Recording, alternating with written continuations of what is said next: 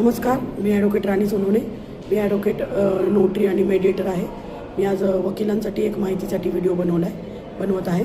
तो म्हणजे की बार काउन्सिल ऑफ महाराष्ट्र आणि गोवाची आता इलेक्शन आहे. ती इलेक्शन साधारण मार्चमध्ये होईल आणि त्या इलेक्शनसाठी कोण कोण वोट करू शकतात त्या संदर्भात हा व्हिडिओ मी बनवत आहे.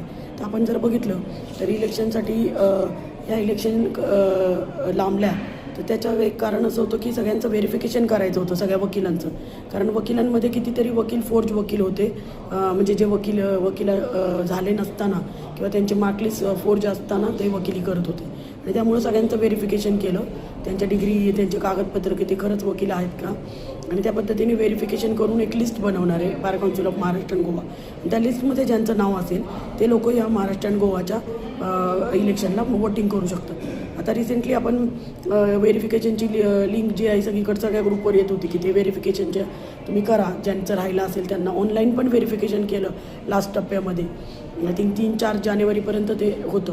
आणि ज्यांनी केलं नसेल त्यांनी आता ऑनलाईन पण करून घेतलं तरी चालत होतं. आणि आता ते व्हेरिफिकेशन बंद झालेलं आहे, त्याची प्रोसिजर. आता ज्या लोकांचं व्हेरिफिकेशन झालेलं आहे त्या लोकांचं नाव एक लिस्ट असेल महाराष्ट्र आणि गोवा बार काउन्सिलची, आणि त्या लिस्टमध्ये ज्यांचं नाव असेल ते लोक महाराष्ट्र आणि बार काउन्सिल ऑफ महाराष्ट्र आणि गोवाला वोट करू शकतील. तसंच आता नुकतेच AIBची एक्झाम झाली की आपल्याला माहिती आहे की लॉचं एक्झाम पास झाल्यानंतर LLB लास्ट इयर किंवा 5 वर्षानंतर लास्ट इयर कंप्लीट झालं किंवा 3 वर्षानंतर लास्ट इयर कंप्लीट झालं तर त्याच्यानंतर बार काउन्सिल ऑफ इंडियाची AIB एक्झाम देणं गरजेचं आहे. ज्यांना प्रॅक्टिस करायची ती AIB एक्झाम आता रिसेंटली झालेली आहे, त्याचा रिझल्ट पण लागलेला आहे. तर ते AIBमध्ये जे पास झालेले आहेत तर असं नाही की ते पास झाले म्हणून ते वोटिंग करू शकतात.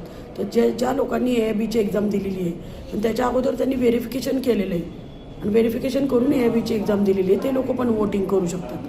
त्यामुळे ज्या लोकांचं व्हेरिफिकेशन झालेलं आहे, ज्या लोकांचं लिस्टमध्ये नाव असणार आहे बार काउन्सिल ऑफ महाराष्ट्र आणि गोवाचं, ते वकीलच फक्त बार काउन्सिल ऑफ महाराष्ट्र आणि गोवाला इलेक्शनला ते वोटिंग करू शकतात. तर ही छोटीशी माहिती देण्यासाठीचा हा व्हिडिओ होता. आणि माहिती कशी वाटली मला नक्की सांगा. काही अजून माहिती हवी असेल तर मला नक्की सांगा. माझा व्हिडिओ आवडला असेल तर नक्की लाईक करा, सबस्क्राईब करा, चॅनल लाईक करा, सबस्क्राईब करा. Thank you so much. बाय.